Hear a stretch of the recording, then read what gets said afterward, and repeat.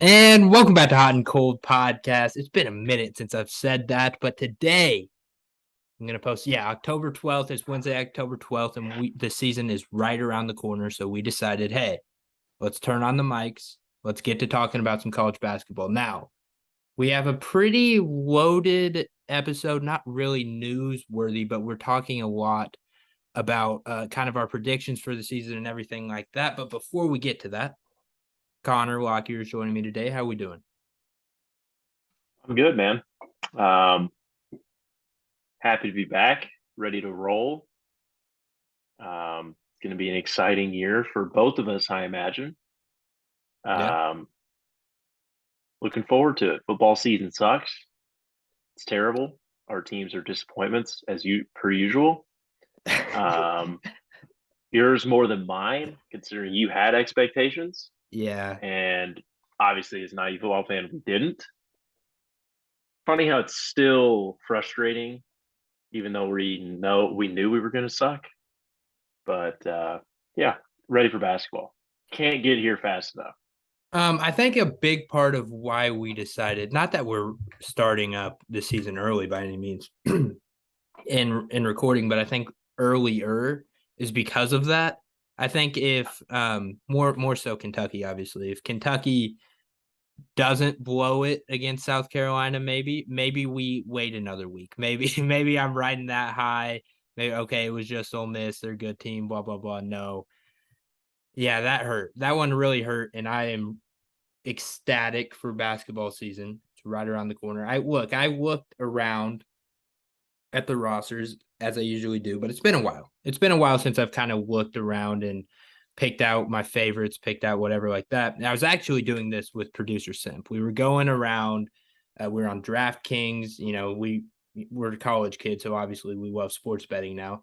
But so looking at what DraftKings had, for champions, whatever the odds for it.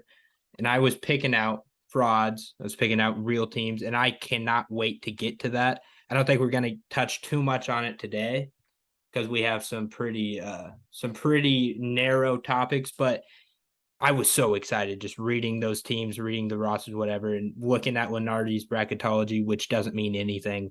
I used to get so excited for those back in high school when those would drop, and I barely look at them anymore, but it does get you excited for the season. So I tasked us both with a little game today. Not necessarily a game, but a little bit of a thought exercise for the preseason and kind of getting ready for the season. Because look, you're going to get a lot of Kentucky. You're going to get a lot of Indiana. I made sure that this episode, at least, is going to stray far away from those teams, unless Connor broke a rule. I don't know if you did. Did you break a Was rule? I not allowed to put? Did Oh no, you? I'm just kidding. Oh, okay. All right. Could I have? Yes, I could have broken a rule here. Yeah, I didn't know how much we were going to talk about our teams. I mean, you got a little update today. Not a good one.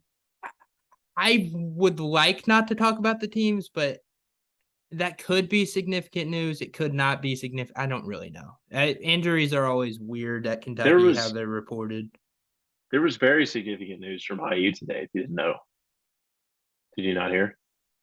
Which was Mike Woodson doesn't know who Io DeSumo is. oh, Like okay, yeah, no, I did read that. That was bizarre. That was that's. weird. Well, okay, I think so it's. I actually, think that's before we get to funny. this game, let's keep this cliffhanger going. Big Ten basketball coaches they're not real human beings. They're NPCs. They're NPCs, all of them. Well, first we got Brad Underwood saying that he would have some fun with Connor McCaffrey in a Pizza Hut parking lot. I didn't know if that was a pause situation. I didn't know what if that was. It was a little bit weird. I still don't know what it means. I've been thinking about it since I've read that tweet, and I still have I no idea what it means. I'm not sure either. It was That's just an alarming thing. Like, how do you come up? Like, I don't know. Is there like, did he like get in a fight in a Pizza Hut party? Like, I don't know. But he I alluded to toughness, so I don't know if he's talking about legitimately getting in fist fights with people in a Pizza Hut parking lot. But then again, how do you like off the cuff Okay. just come He up with did that. explain it. There is context.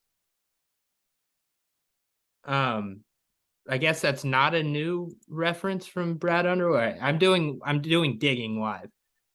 Turns out Pizza Hut parking lot reference is nothing new. Okay, yeah, somebody on the team actually said that's what we do. We go in the Pizza Hut parking lot and put our fists up and fight our way out. Why Pizza Hut? It's one of the lamest things I've ever heard. I mean, Pizza Hut's not even. Actually, I don't know. Is Pizza Hut better than Domino's? Is pizza? No, absolutely not. Yeah. Domino's is fantastic. We've done this. I feel like we have definitely We've done this talked on the about this podcast before. before. I can't remember what the results were. I'm pretty sure If Bryson was a strong proponent for Pizza Hut, if and I I think was you and I Pizza might have Hut, been Domino's. if I was Pizza Hut, I've since changed. I love Domino's now.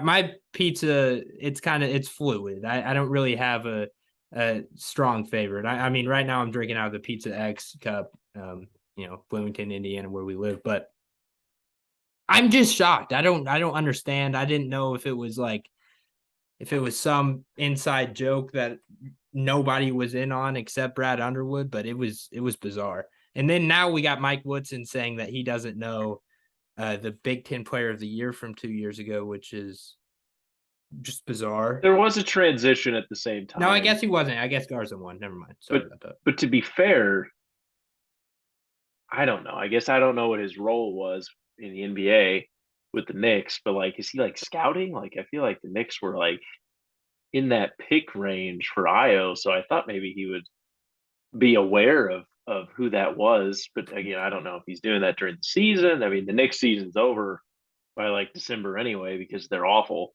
So I would assume they would have been prepping for the draft already. But I don't know. Maybe that wasn't his forte. I don't know who Io DeSumo is. That's bizarre. A lot Do of you stuff. think? Do you think that comp is What was it? I didn't even. accurate? It I was I don't I someone. don't even know the context. I just heard he just.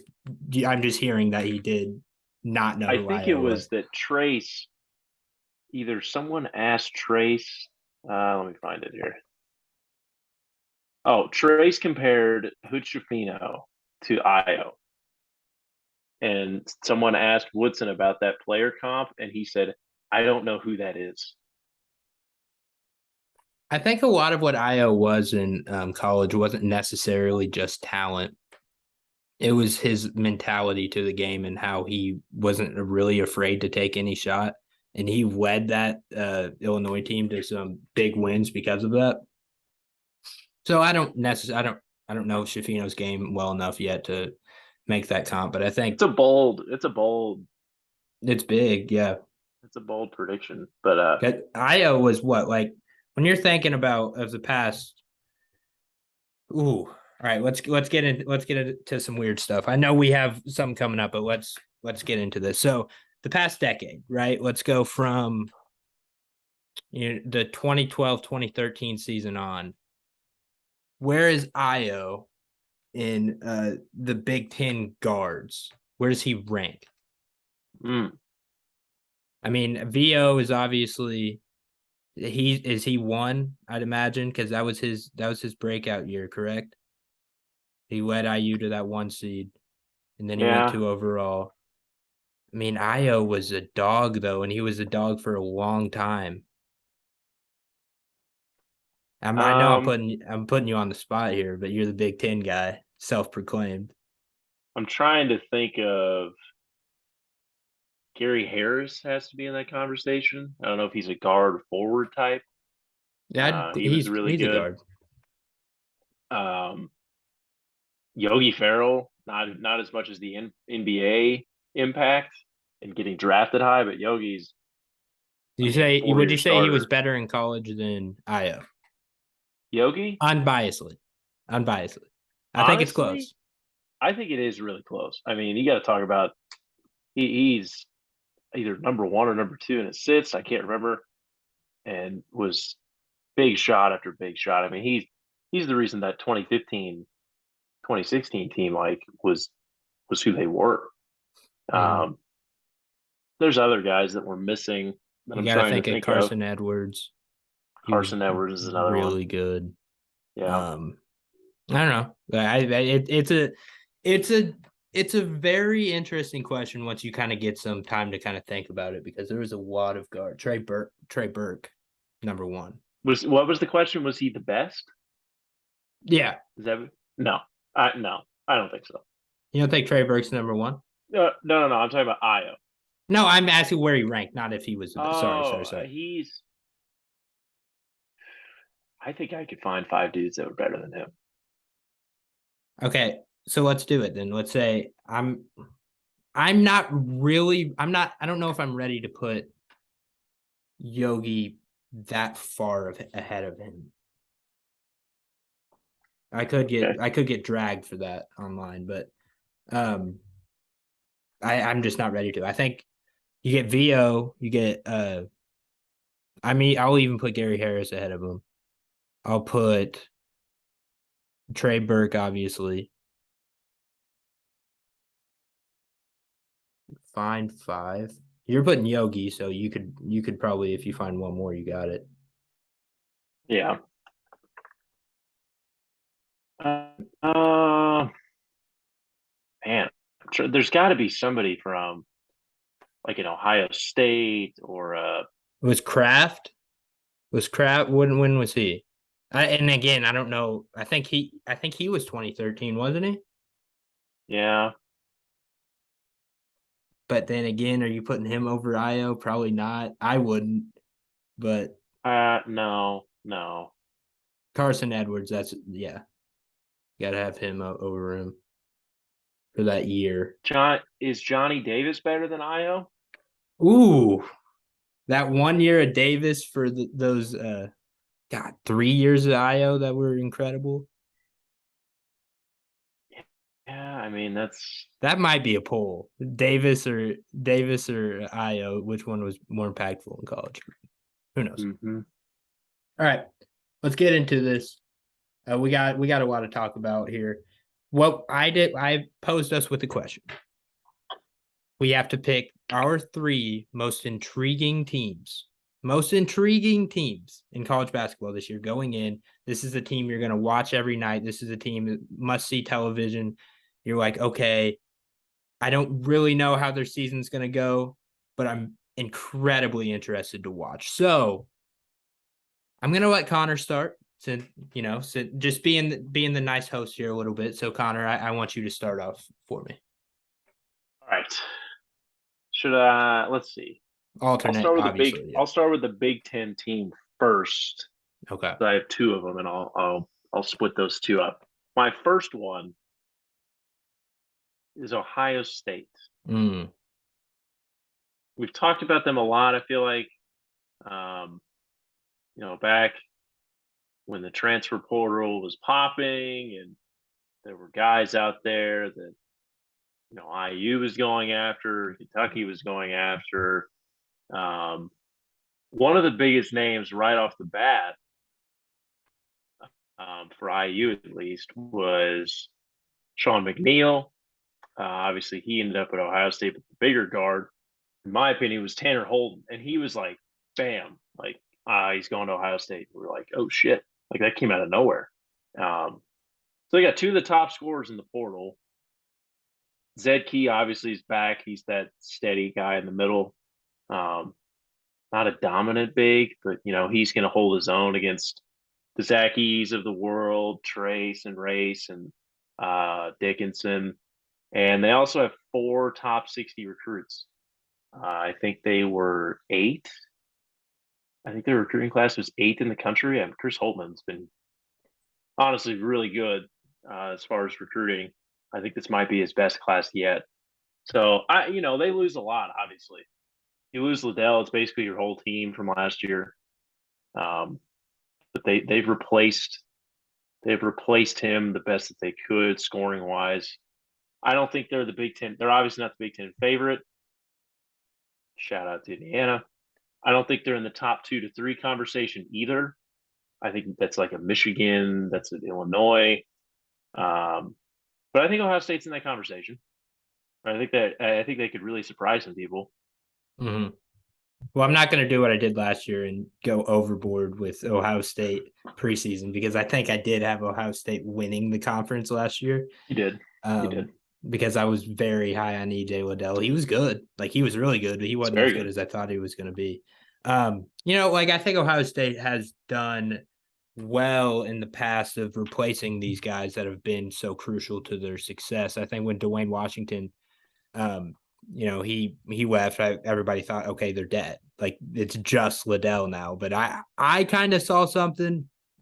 I didn't see Malachi Branham becoming such a great player. Right. Right.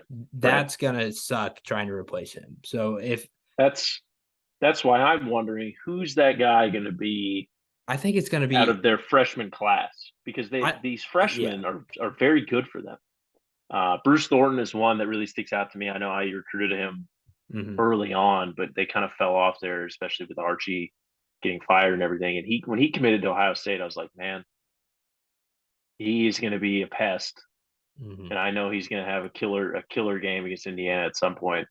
I think he's got, but Bryce Sensabaugh is another one. Dude is a freak athlete, but he's also a giant human being. Like he's 6'6". I want to say like 220 or something. Like he is a very large human being, but plays out on the perimeter almost. So I think he's just an interesting player for them. so. I think where Ohio State, how they're trying to approach replacing Malachi Branham is with two or three players. Honestly, I think you said it with the recruiting class, but I think it's going to come more in the portal with you mentioned Newton, who's going to be a fantastic point guard, lead guard out of Wright State, and then you got somebody you didn't mention, Isaac Likely. He's going to be one of the best perimeter defenders in the Big Ten this year. He showed it at Oklahoma State. He's a very athletic wing. He complimented Cade Cunningham nicely a couple of years ago.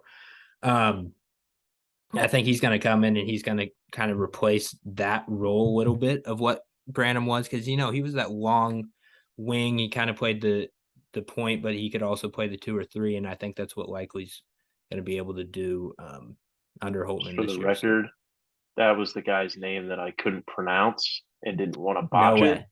Okay. Say like Lekalele or something like that. So I just avoided that at all costs. Um, Okay. but again, you're right. I think probably as the number one scorer type that Malachi Branham was, it's going to have to be either Holden or Sean McNeil. But I Not mean, Newton, I'm telling you, Holden. Yeah. yeah, you did say Newton. I was just going to let that slide, but That's the guy that I'm went to telling you, just UConn. Sorry. right. Yeah. Just look up Bryce Sensabaugh highlights. I mean, there's articles out now that are talking about him being a one and done. Um, dude was a late riser in the recruiting rankings, and I actually undersold him on his size. He's 6'6", 240, but plays on the perimeter. Like he's shooting pull up threes, getting to the basket. I mean, it's unbelievable. And Ohio State just snuck in and got him at the end. Mm-hmm. So he's going to be a player. Yeah, that'll be really interesting to see. I think, look, Holtman has this bizarre he has this bizarre security at Ohio State because he's been able to be just good enough to not get fired, but he also Right. hasn't really broken that wall down. Again, I don't think this is the team to do it. They're never going to get over the top. No. But he's got one of the safest jobs in the entire country, mm-hmm. because he's a basketball coach at a football school. Like the same thing goes for like Nate Oates, or honestly anyone in What about Tom the Crean? southern. He and yeah. You have to be successful. Like like Nate Oates, they were okay last year. No, yeah, they no, had they yeah, have that like was a devil's disappointing advocate. year. Yeah.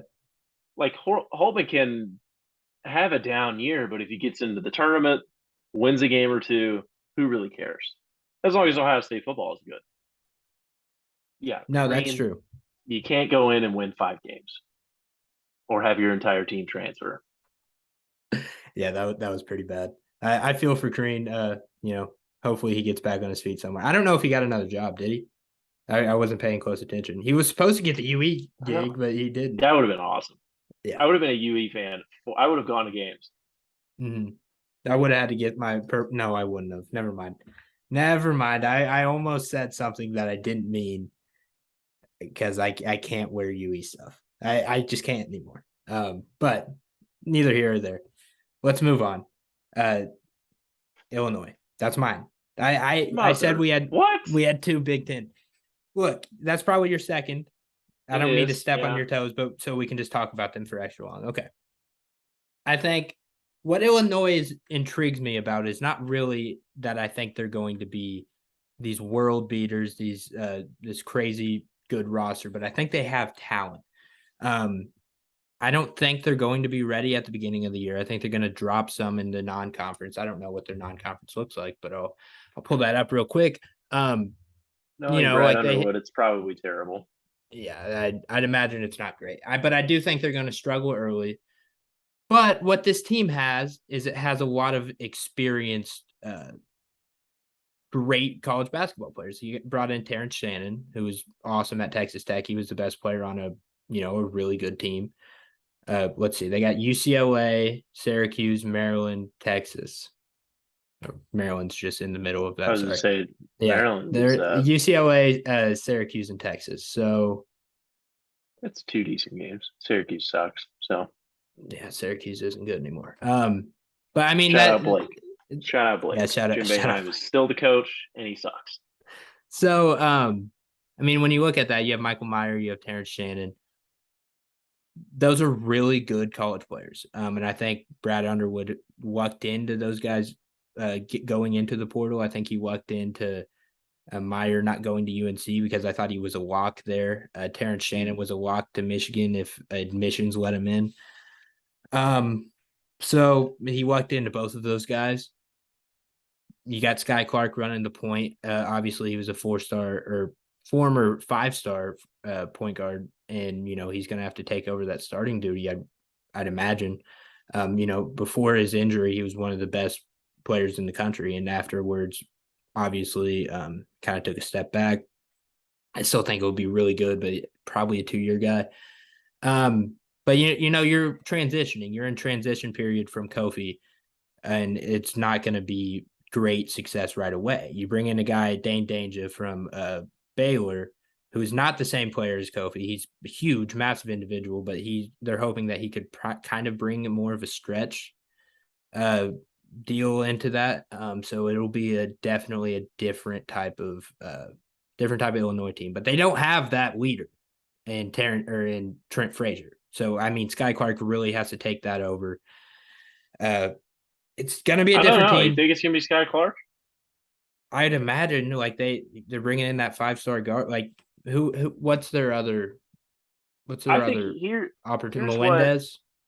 here's what's going to have to happen here. And No, probably maybe Melendez as kind of that lead Underwood's been guard. their hat for how many years? 5, 6? It's been a while, yeah. The test of the program structure and culture is going to be tested because I think that the leaders of this team this year have to be Meyer and Shannon. Those Yeah. two, I know they're newcomers and they haven't been there, but those two are going to have to be the leaders. And I think this team is good, but I hope the starters are ready to play 40 minutes because there's not a lot of depth. But the starting five, you've got Luke Goody back, Coleman Hawkins is back. They expect him to make a big jump. But outside of those 5 to 6 players, I don't know. They had, I think, Ty Rodgers like their only other top 60 guy. He So was really good. He really impressed in that Jordan game. I don't know if he came home with MVP, but if he did, right, if he didn't, he was damn close. So and I think, like you said, the perimeter. This team is definitely going to be perimeter oriented, yeah. and that could be good for him. The Kofi experiment was a success. Mm-hmm. It's a success, obviously, but one could say that with Io and Kofi, and then last year with Trent Frazier leading with Kofi, it was kind of a letdown. I think there were higher expectations for them in the tournament than they ever reached. Yeah. So maybe this new style of play will help them out.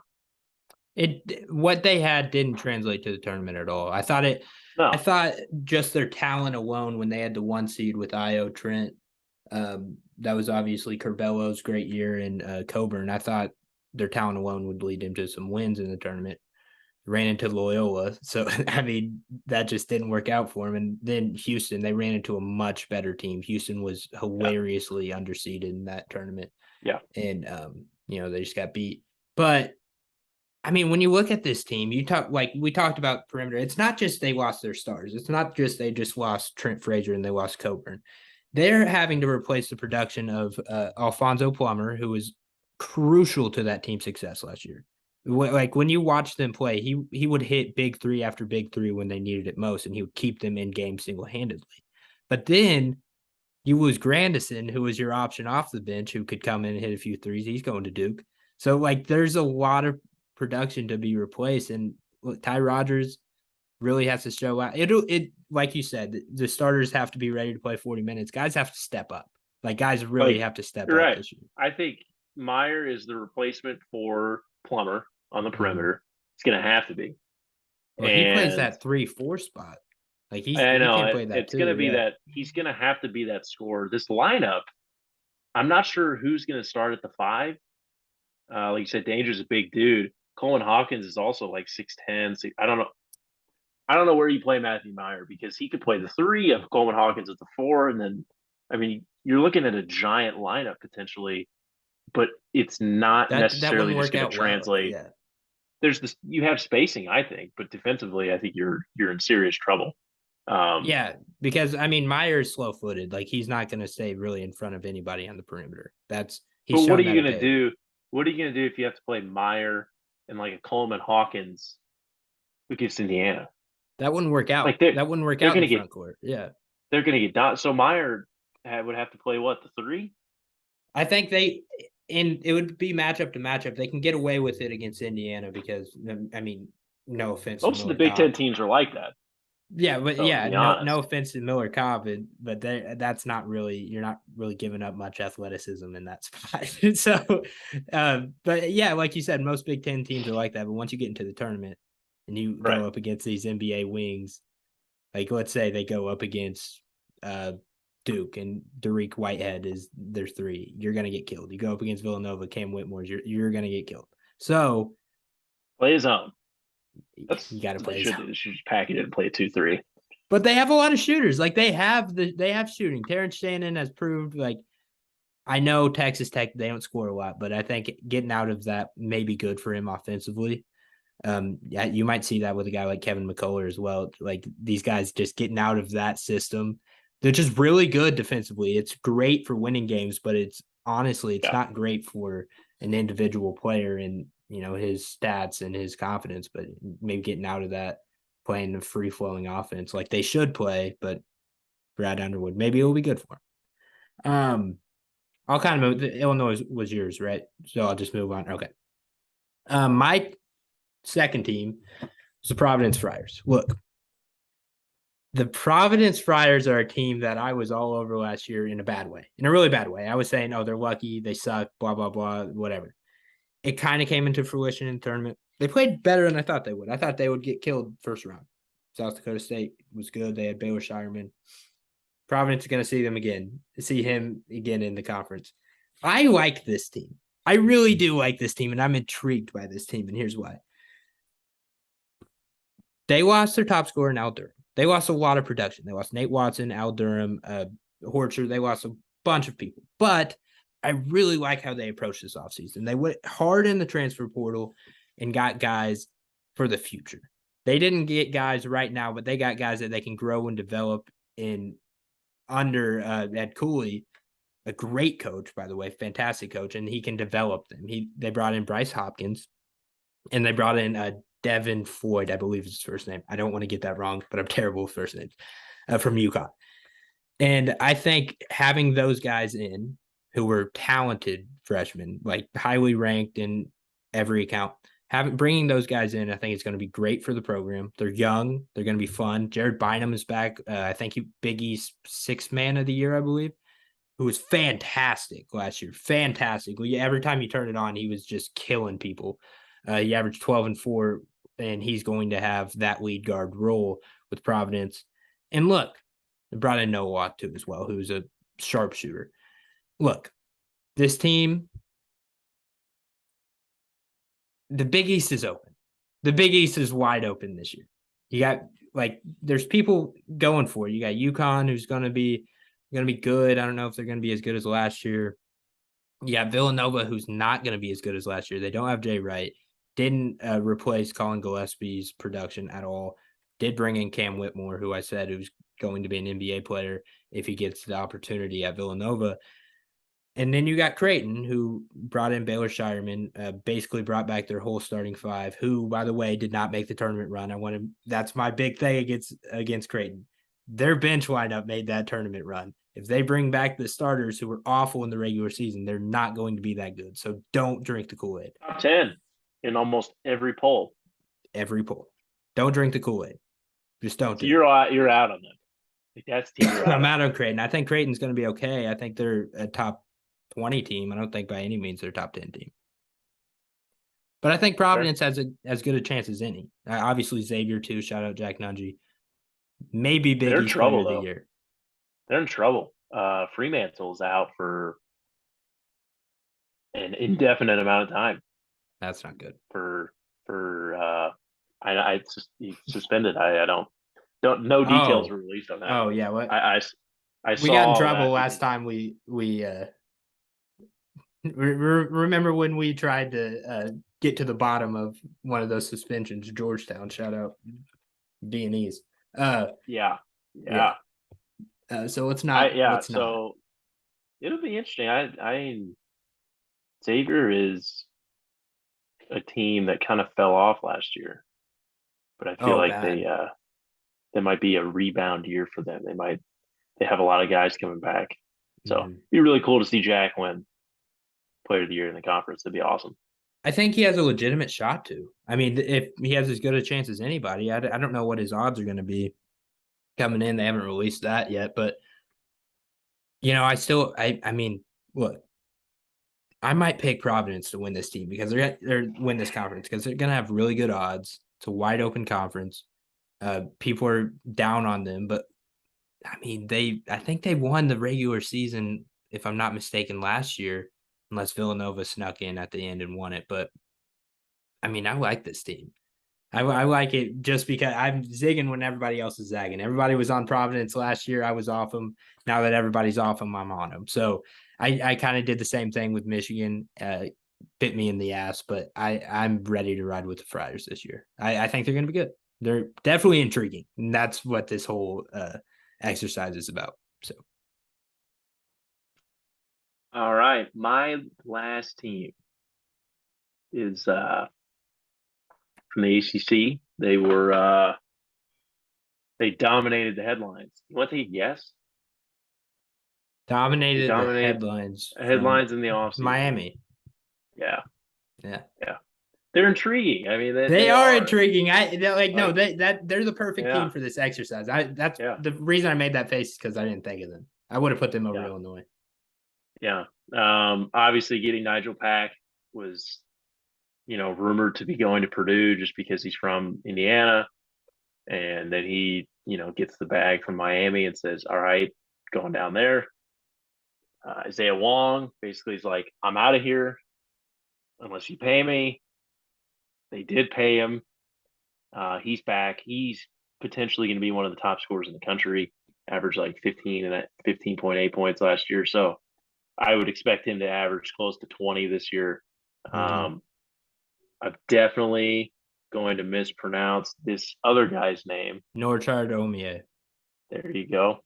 Another big time transfer, heavily sought after, but other than that, I'm not sure about the rest of their team. And they did lose some guys. So, but that big three right there. I also did see that they remember AJ Casey? We talked Yeah. about him a little bit being an Yeah. IU. Yeah. Thought Yeah. maybe Yeah. back in the day he was all I totally lost track of him once he'd cut. He's in Miami too. Didn't even know he was down there. He's a top 60 player. Was a 5-star for a while. Um, he kind of fell off there towards the end, but he's a talented player. So he could have an impact early on as a freshman. So, and again, the ACC is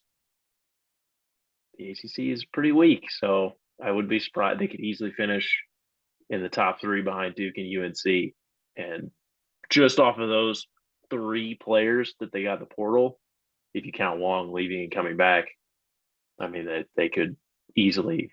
I mean, honestly, they could probably beat Duke and UNC once or twice at home or something because that's always what happens in the ACC. So I think what's going to happen with Miami is Miami's going to be they're going to be intrigued. Yes, the definition of this team is intriguing. I don't know if good is the right answer though, because look, they could either be really good or really bad. I think they're Alabama. I think they're Isaiah Wong and Nigel Yeah. Pack. I think they're, a couple bad games away from being like a 10-loss team that has wins against Duke and UNC. Like I think they're one of those. I don't know. I think Isaiah Wong is a great player. I think the guys they brought in Norchard Omier and Nigel Pack, I think they were on bad teams and they had very good production. Yeah.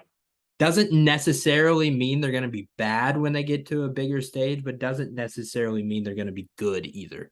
I'm not worried about Pack just because of the competition he played.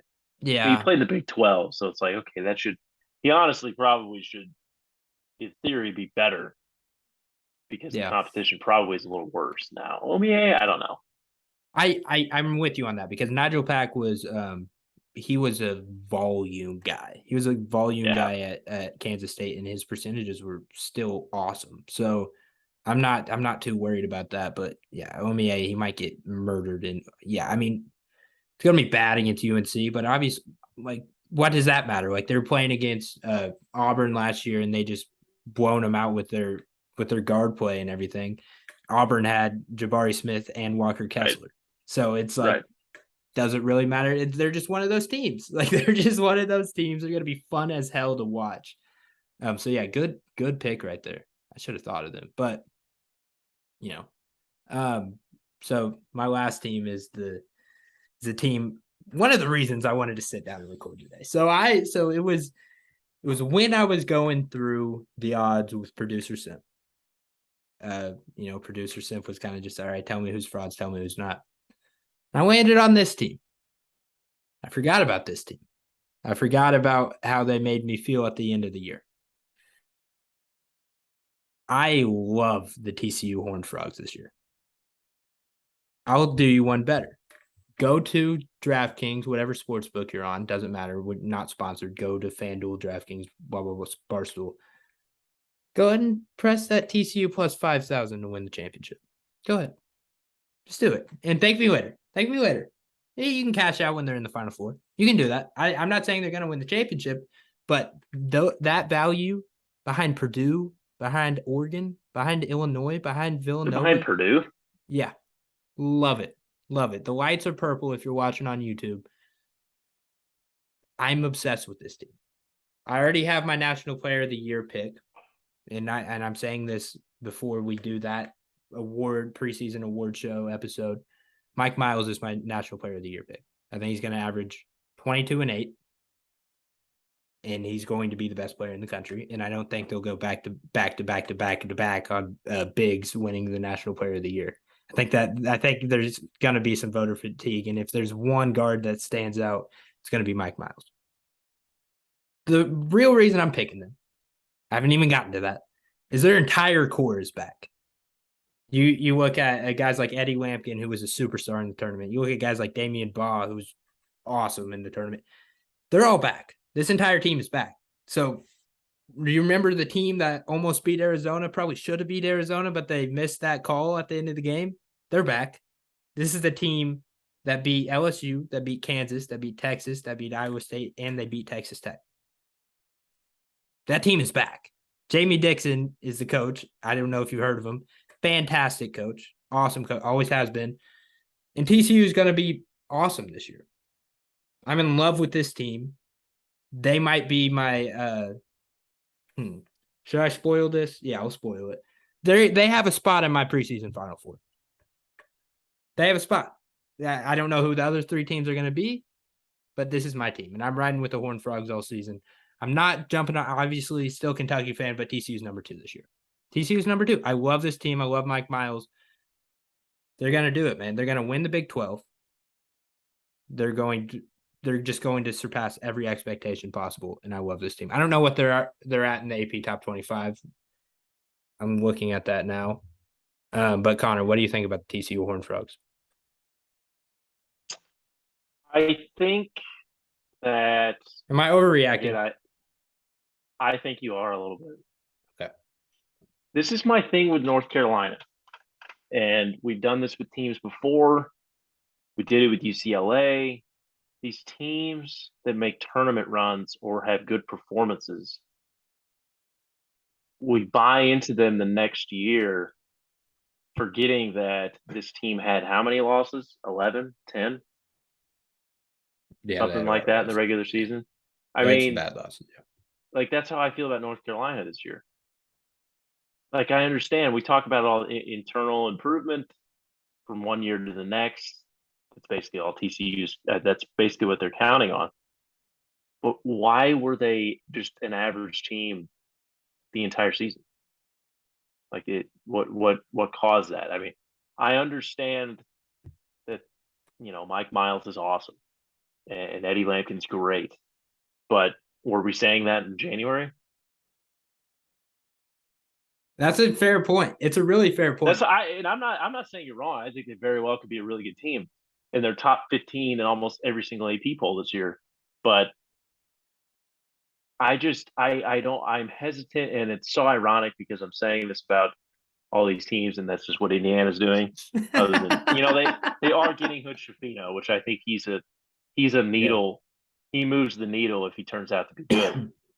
But I just don't like. I'm not saying IU's going to go win the national championship this year, just because they're returning everyone. Like some people are. Some people have them in the top 10 of their rankings, which is absolutely insane. Like it's still the team that was on the line of you lose this game, you don't make the tournament. Everything else is different. Like we're not like at TCU. I can't remember. Were they like close? Were they on the bubble? Or were they solidly in? So they're solidly in. Not as close to towing the line, I guess Indiana was, but again, they're going to be good. Can I tell you what I think separates them? I see them being out of the top 25 at some point in the year.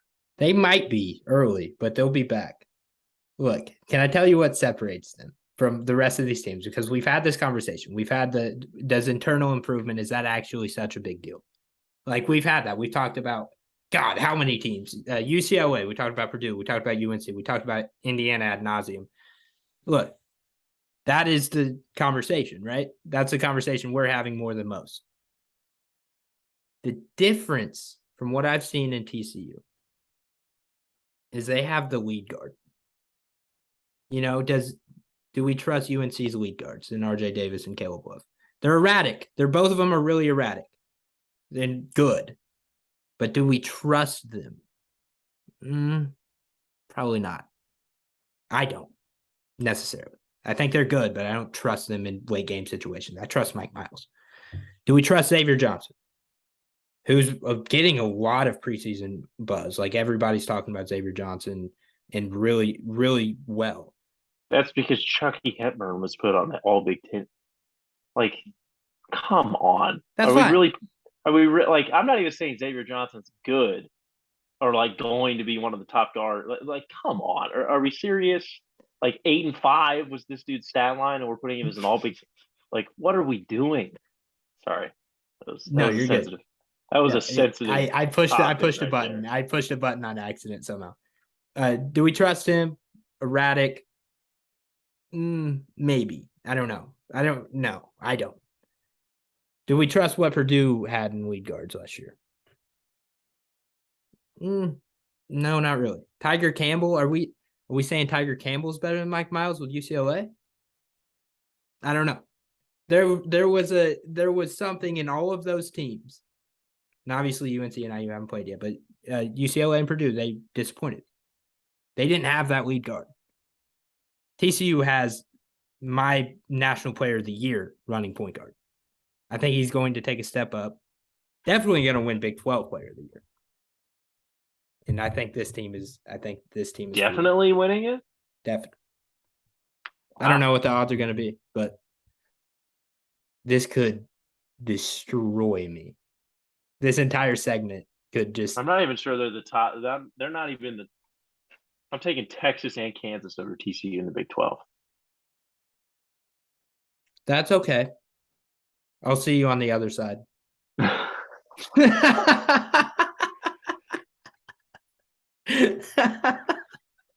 see. I don't know. I'm just not. I'm in. Like I'm out on UNC. Like not out, but like, are they a top 5 team? I don't know. Maybe. I mean, the UNC is UNC.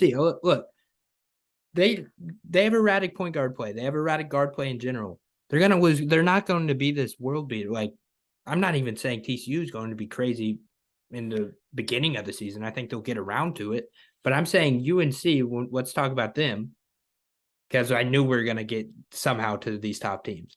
I think UNC is going to have a similar season, probably better, but they're going to have a similar season as they did last year in the regular season, because they have erratic guards. That just doesn't really lead to, just consistent blowing teams out every single time you step on the court. I'll go on the record right now. Why are you looking around like somebody's right? You're just looking around. It's just seeing like it was a secret. This is going out on the internet. I thought I saw someone outside. I was looking out my window. Indiana is going to destroy North Carolina whenever they play, which is in a little over a month. I'm talking the last time UNC came here, we beat them by 30. It was a rout. I think it might happen again. It's going to get ugly. See, the problem is that I don't necessarily agree or disagree. That's the problem. Yeah. Because UNC is UNC. Everybody else, like, this is what you get with hot and cold. When the national media is pumping up a team to no end, we're on the other side almost always. Tell me we're not. You got Purdue last year, who they were just pumping the crap out of. We're on the other side. You got UNC this year. We're definitely on the other side of that. UNC is not going to be anywhere near my Final Four this year. That's another spoiler. One of the other 3 from TCU will not be UNC. I might pick Indiana. I might take Indiana money line. Can we talk about? I mean, look, North Carolina. Credit to them, man. They made it all the way to the national championship game. You can only play the teams that you can go up against, but I mean, this was like a historically easy run to the championship, or to the Final Four at least. They did have to play Duke. I mean, you get to play a 1 seed in Baylor who is injured, and you just about gave the game away. Like you tried to blow it.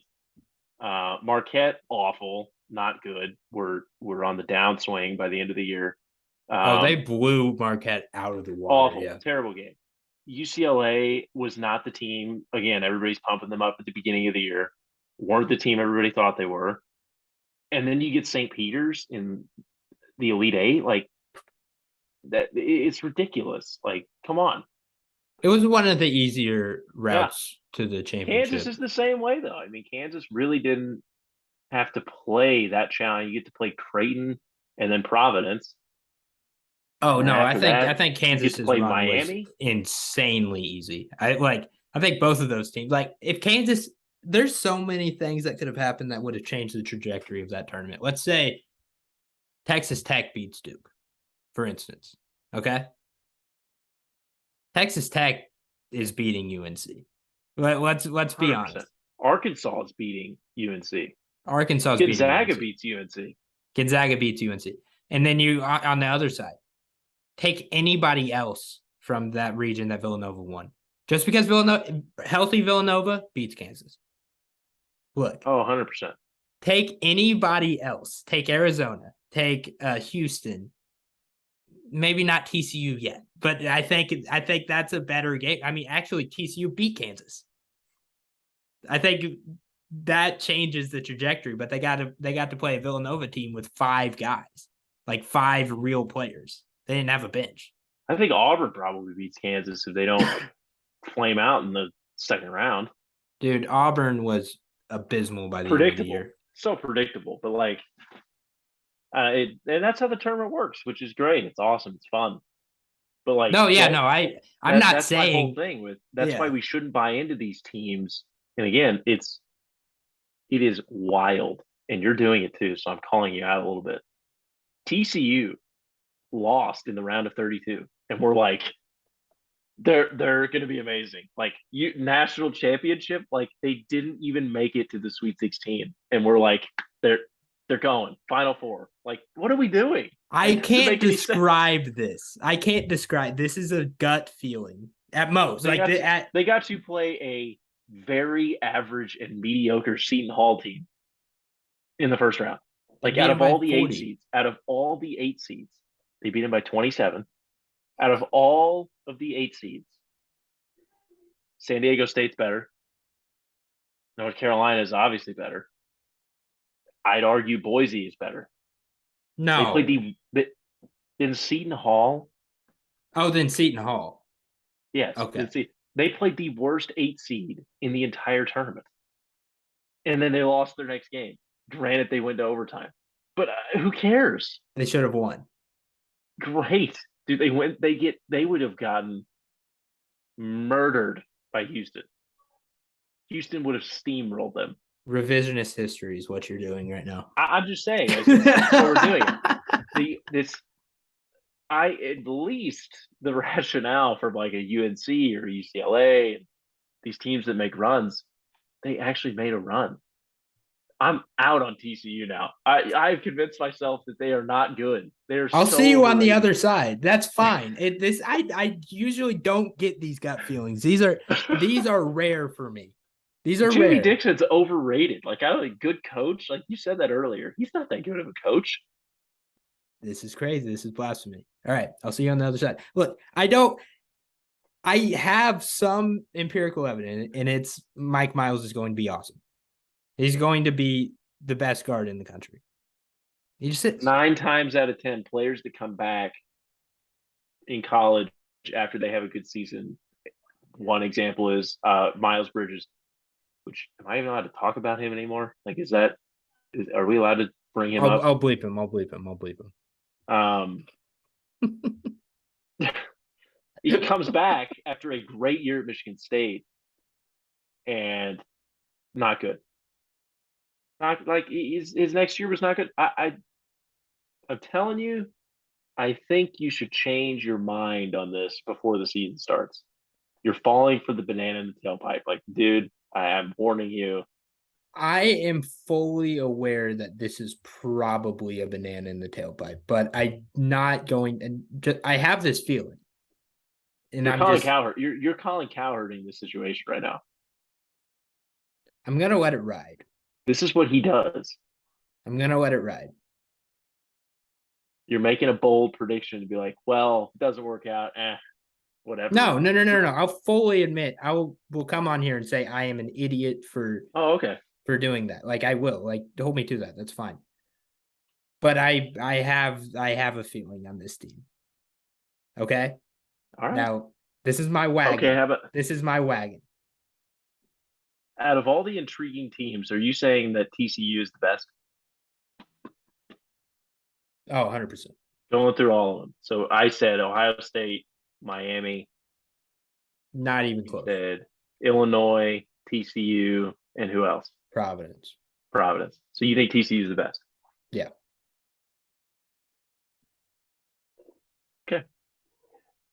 You gotta agree with that.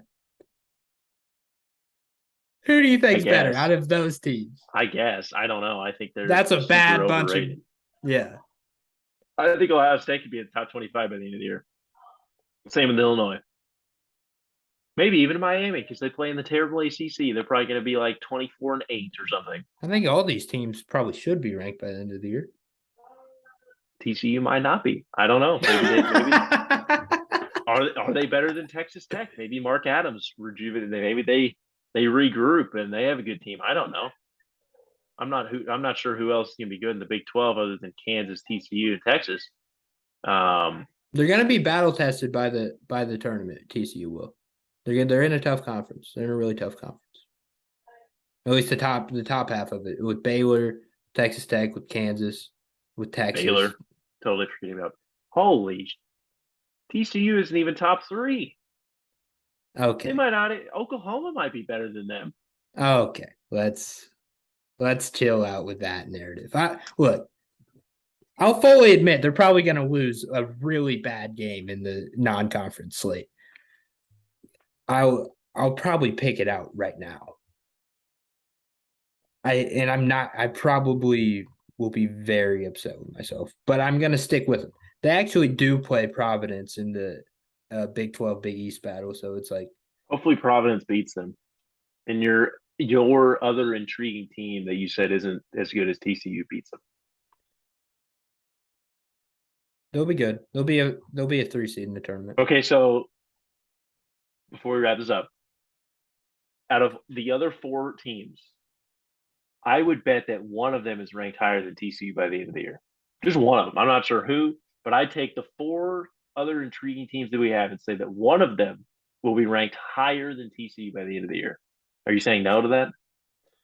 I mean, obviously I disagree, but you're taking the field, and that obviously it puts you at way better odds. You said clear as day that TCU is better than all of these other teams. So I think that's fair. Are we saying that the AP poll means everything? If you fully believe that they're better than the field, then this bet should be fine. We're saying seeding or AP poll? AP poll. I don't know if I can trust. I'm not on the same mindset as the AP. Out of these teams, let me think about this. Are we like putting is there skin being put on this? It's just it's one of our bets that we've made. We're going to make this year. Okay, we'll keep track of it. I'll take it. That even though I'm getting destroyed in the odds of this, but that's fine. I make smart bets. I'm just taking it to take it because I have to ride with TCU. You said that you had a gut feeling. I had a gut feeling. I have to ride. I wish I didn't, but I don't really make the rules in this. So, that's it. That's all we got for you today. That was entertaining. I've missed getting on the mic and talking some college hoops. We're almost there. We're seriously. Gosh, some games start at the end of October. You get some of those exhibition games and everything. Basketball's right around the corner. Indiana had their Hoosier Hysteria. G Herbo was there. Connor, you big fan of G Herbo's music? Yeah, sure. Yeah, sure. I know a lot of his songs. You're not a rap guy. I thought it was pretty funny. In all honesty, seeing these IU reporters tweet about seeing Jeff Goodman tweeting that G Herbo is my new favorite rapper was one of if it wasn't the funniest tweet of the weekend, it was top 3 at least. Yeah. Seeing Jeff Goodman send that out and press, yeah. But hey, good recruiting tool. Kentucky's is next Friday. Midnight Madness. Wish it could be there. Couldn't. But I wish Indiana would do something like that. That's the next step for Hoosier Hysteria. You got to do something. Does Rupp sell out for that? Yeah. For the most part, I don't think and again, I wasn't there, but I'm gonna give some takes on it anyway. I heard it was still a little lackluster as far as the content, and Yeah. maybe that's just as we get older. Like it was cool back in the day to go to Hoosier Area. It's the first one I missed in 8 years. Um, it was cool back in the day to go, but as I got older, it was like, man, this really isn't. It's not really as fun as it used to be. So maybe that's the problem. So, I mean, over the past couple of years when COVID hit, it sucked. Big Blue Madness has sucked. Like, Yeah, because, like but I think that's just what it is. Like I just don't yeah, think it's teams don't know what to really do. Nobody wants to get hurt. yeah, The scrimmage aspect was always what I look forward to the most, and now it's just basically an all star game type of deal where you just last year at Hoosier Hysteria they didn't even scrimmage. They literally called it off during Hoosier Hysteria. They're like, we don't have enough guys that are healthy right now, so we're not scrimmaging, and they said everybody to just leave. We were like, what the, like, are you yeah. kidding me? I So think the best, I mean, there's some great moments that have came out of Midnight or Big Blue Madness, whatever. Because you have the John Wall right. introducing his dance. You have Drake joining the team in the locker room and in the layup lines and stuff like that. And every year we have Big Blue camp out where the players come around and interact with fans. And, like sometimes there'll be a basketball hoop out there. They'll dunk on some fans or something like that. And that's always great to get fan engagement. But when COVID hit, they took away camp out. And this is its first year coming back since, so that should be pretty good. I know Cal is trying to get the fan base back. There's a ton of recruits coming to There, Big Blue there Madness were this year. there were a ton at Hoosier Hysteria this year too. Like there was again, the recruiting landscape has changed, but there was more 5-star, high-rated recruits, and just the list in general of how many people were there. Mm-hmm. Than I mean, last year there was hardly anybody there. And again, I understand that with Woodson being in his first year, but I mean, this year was insane. I mean, just for Kentucky, I think we have DJ, we have Bradshaw, Justin Edwards, Dillingham, I think, Reed Shepard. There's 5 like high 5 stars right away. Mm-hmm. Just gonna be there. Yeah. It's gonna be super good for that. Cal's gonna give his recruiting speech like he does every year. How Kentucky's the gold standard and how you can't. Yeah, so that's gonna be fun as always to see that happen. But all right, that's enough from us. Thanks for joining me, Connor. Good episode again. We'll definitely get back to doing this a ton. We have some stuff in the works. I'm trying. So your boy is trying to become somewhat of an IT guy. He's trying to learn how to work softwares, and that's why we were kind of late to getting on recording because I was trying to figure out this new software. Never did, but I will. And we're gonna have some cool stuff coming very soon. Maybe some not on demand stuff. Maybe some stuff that you can actually engage with us live, and I'm very excited for that. But Connor, thank you for joining me, and love you guys.